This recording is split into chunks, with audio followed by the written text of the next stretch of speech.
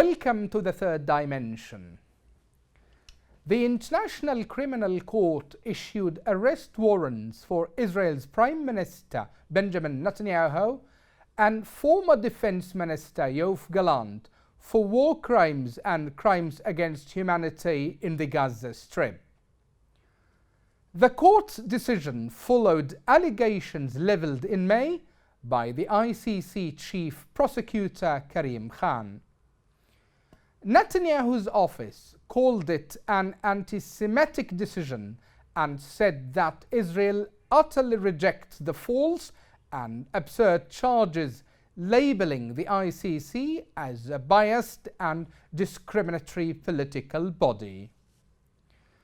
Hamas hailed the warrants against the two Israeli officials, describing it as an important historical precedent and a correction to a long path of historical injustice against Palestinians. Europe and the United States were split in their response to the warrant, with several European countries saying they respect the ICC decisions. The EU Foreign Policy Chief Josep Borrell said the decision of the court has to be respected and implemented. On his part, the US President Joe Biden has called the International Criminal Court war crimes arrest warrant as outrageous. The ICC's announcement is a major blow to Israel's international standing and to Israel's claim to present its military offensive in Gaza as a fight between the forces of good and evil. The impact of the warrants announced by the ICC will depend on whether the court's 124 member states, which do not include Israel or its ally, the United States, decide to enforce them or not. To discuss this topic, joins me from the United States Mr. Tawfieq Toameh. Mr. Toameh is an expert in the United States affairs and a senior Middle East analyst.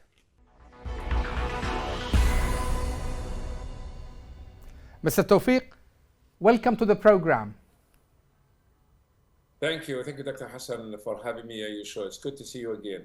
Okay, now the ICC arrest warrant against Netanyahu and Gallant, has been described by many around the world as historic and marks the beginning of the end for Netanyahu.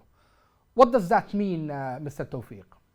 You know, this decision means a lot for the Palestinians, especially for the ones who were killed, for the families, for the Palestinian cause, for all the wounded, for the tens of thousands of Palestinians who were murdered by the Israeli airstrikes and by the Israeli war, and Palestinians in the West Bank and also in Gaza.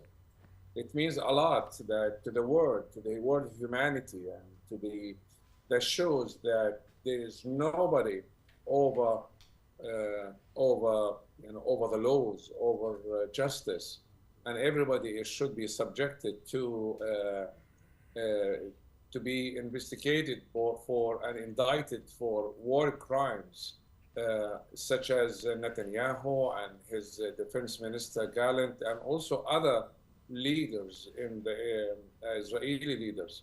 And that's a day, we consider this as a day of victory for the victims, for the people of Palestine, for the justice, for the world, that finally that the ICC has done something, especially after 14 months of genocide in Gaza.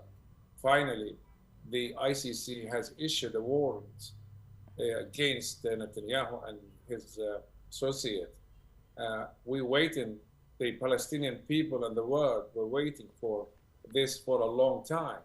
But I believe because of the pressure and the pressure and the US, the pressure from the US and the Israeli allies and the ICC has prevented the ICC court from issuing the warrant. But finally, I think that was a major step forward to prosecute the war criminals of Israel. Okay, we will discuss a little bit later the reaction of the United States administration, Mr. Toameh. Okay, now if we move to how can the Arab and Muslim leaders capitalize on this victory, as you have called it? And perhaps Mr. Tawfieq, you followed with me the last extraordinary summit for Arab and Muslim countries in Riyadh. And in their final statement, the leaders called for mobilizing international efforts to freeze Israel membership in the United Nations. So how can leaders work on this or capitalize on this to isolate Israel more on the global agenda? I think this is a great opportunity right now for the Arab leaders to act, not just to speak, not just to condemn Israeli act in Palestine and against the genocide that's going on in Gaza. I think this is the time to take a step forward to indict Israel and to unite, and for the Arabs to unite against Israel and against its allies, especially the US and other allies in Europe. This is a great step for them now because the international, which is the highest court in the whole world, that has indicted such a war criminal such as Netanyahu and his associate, I think this is should give the Arab leaders an encouragement to follow the step of the ICC. And also, we don't forget, also the South Africa has has also a court in the international court against Israel for war crimes, and so this is a chance for them to unite and say one word, especially the countries that had normalized with Israel, is to cut all ties with Israel and to isolate Israel from the region, and not to have any ties with Israel, especially the countries that have ties. And I believe they should close their embassies and kick out the ambassadors of Israel, and close and shut all ties with them. This is a chance for them to move forward and to not to accept the pressure from the US and its allies to keep the relationship with Israel. No, Israel is a war, is an apartheid state. Israel has committed major crimes against humanity. This called Israel, that should be isolated from the whole world, and must also be boycotted, and also must be punished for all the crimes that has been committed in Palestine. Okay. Now, in the same context, amid all these kinds of feelings, Mr. Toameh, about the ICC decision, yet some observers raise concerns that Israel might push harder in the ground in reaction to this arrest warrant. And to put it clearly, Israel might deepen its genocides under the so-called general plan, the general's plan, especially in northern Gaza. What do you think of this? Yeah, I think that's exactly what Israel has did. Israel has responded to the ICC by committing more crimes, committing genocides in Palestine. In the last 24 hours, Israel has murdered over 120 people in 3 different incidents. So Israel has, escalated the situation to make it much worse for the Palestinians. And also, we don't forget the plan. Israeli plan is to evacuate the Palestinians from North Gaza, and that's why it's doing. Excuse me. That's why it's doing. It's implying all kind of terror and Palestinians in that region to force them to leave their homes. And that's why it's doing all its best to evacuate the Palestinians. But the Palestinians are not leaving their homes. They are staying there. They are not going to leave. And knowing the fact that Israel is committing such war crimes even after the ICC court, that should, Israel should at least reduce or stop the killing. But instead what they did, they escalated the situation more in Gaza, in southern Lebanon, and also in the West Bank. And we see what the settlers did in the Muslim shrine in Al Khalil, what they did. So they have attacked it. They have trying to do so worse things to the Palestinians in the West Bank, and they have called to take over the West Bank and respond to the ICC court. So Israel is continue to commit major crimes, continue to challenge the whole world for its crimes. And also there is somebody out there who is covering the crimes for Israel and preventing it from being subjected to investigation and being indicted. Yeah. So this brings us to the, of course, you hinted at the United States, which is providing this cover to Israel, Mr. Tawfieq, and this brings us to the United States administration's reaction towards the ICC decision. Biden's described it as outrageous. Now, as a person who is based in the United States and specialized in the US politics, Mr. Tawfieq, what is your reading to such reaction?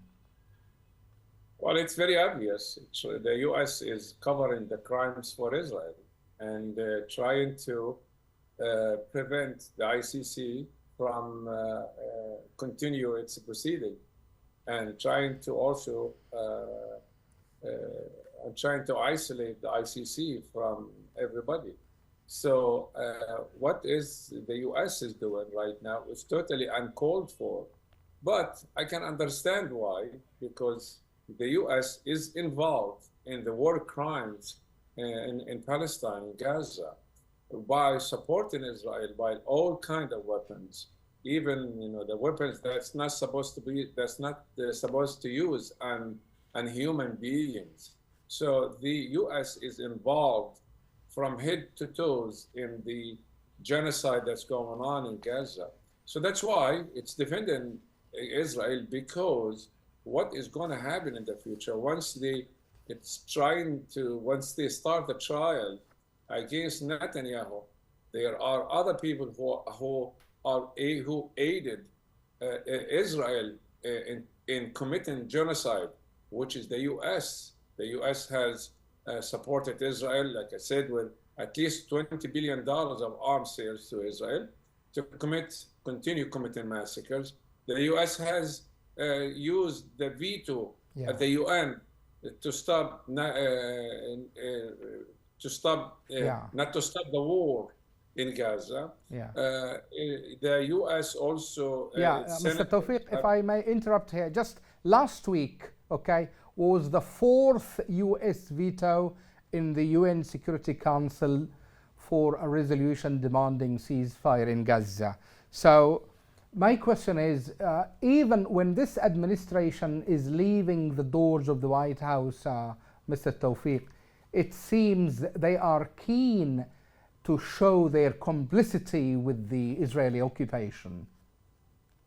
Yeah, this is, I thought maybe this is a chance for the US administration that since now there is no election, and after the election, there is nothing really wrong if they have pressured Israel to stop the war and Palestinians. And also this administration has like a couple of weeks for its ending. So it's very strange why this administration continues to uh, to aid Israel for the genocide in Gaza. It's very uncalled for. It's not. I believe it's not right, and I believe that the U.S. has to do something about it because, like I said, the election is over, and the government, the Democratic Party lost the election, and there's a new party coming, the Republicans. Yes. So the U.S. has really no reason for not to stop this war. Mm-hmm. Okay. So as you have just raised just now, Mr. Tawfieq, about the new comer to the White House, the President-elect Donald Trump. Okay. Again, as a person who is experienced in the U.S. politics, okay, do you think we are going to see a different Trump?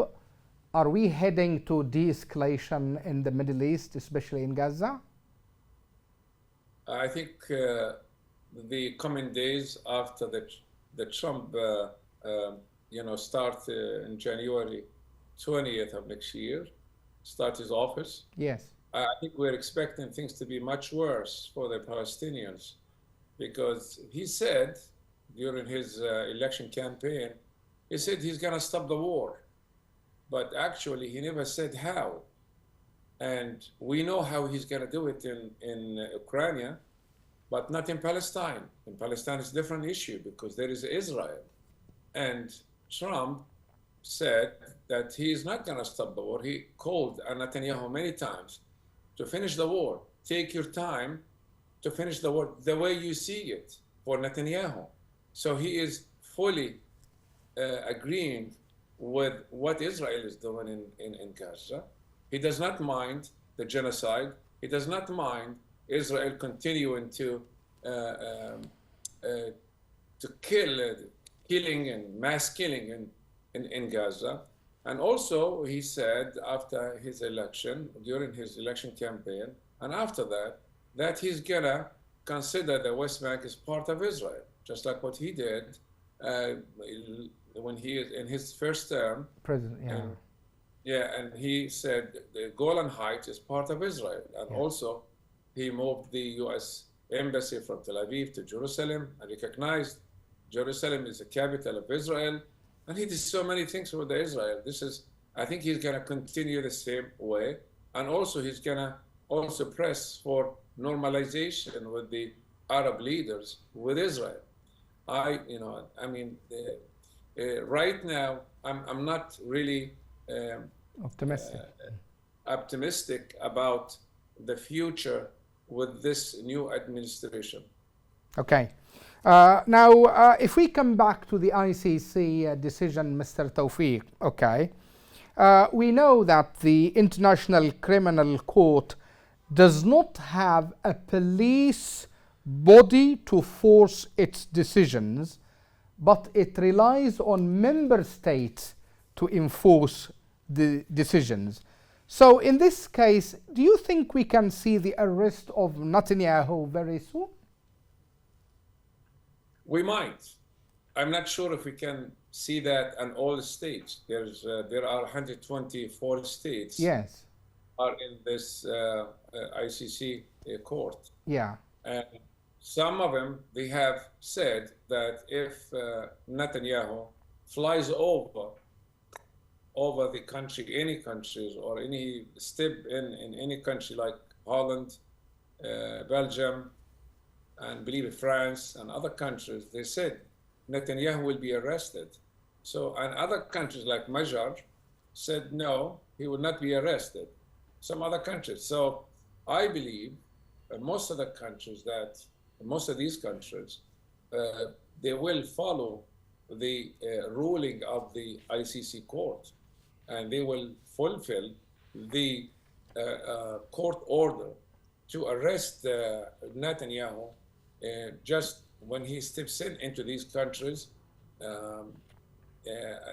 Some of these countries, they might not, because the U.S. will start pressurize these countries not to take any actions against Netanyahu.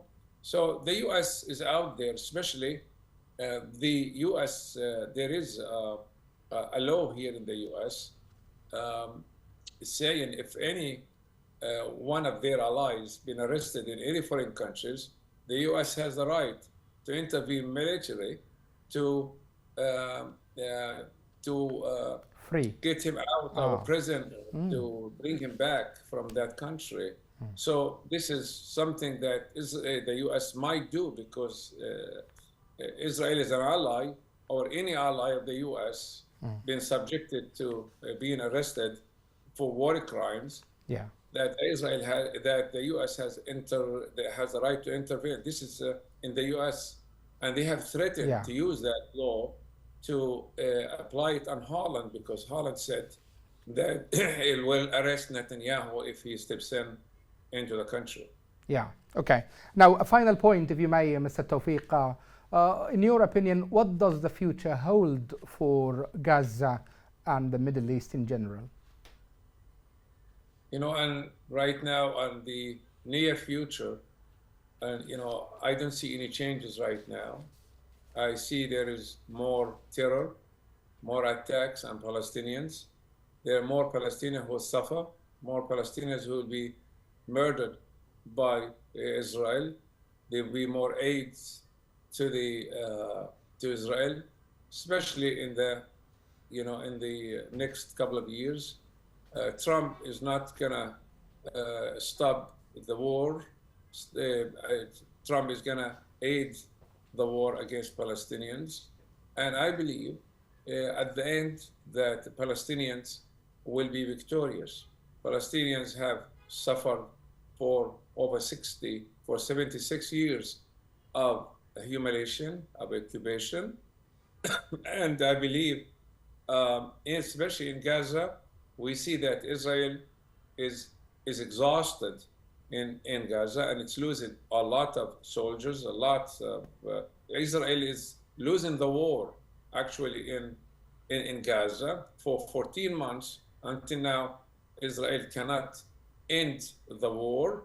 Israel said before it started the war, it needs only 3 to 4 weeks and the war will be over. Now it's 14 months. So that tells you that the Palestinian people and the Palestinian resistance continue its fight against Israel and against the occupation. For as long as the Palestinian people are fighting for their rights, fighting for their country, I believe Israel will lose at the end. Israel has succeeded in killing over 50,000 Palestinian men, mostly mostly women and children. Also has succeeded in murdering more than 100,000 of Palestinians. Also destroying the infrastructure of Gaza and made it impossible for anyone to live in Gaza. But despite all of that, the Palestinians are staying there and they are standing against Israel. And I believe Israel will lose at the end this war because the Palestinian people have the right for that land, not Israel. Okay, this brings us to the end of this interview, Mr. Tawfieq. Thank you so much for talking to Yemen Today TV, and thank you for your time and insights. Thank you. Thank you, Dr. Hassan, for being with you.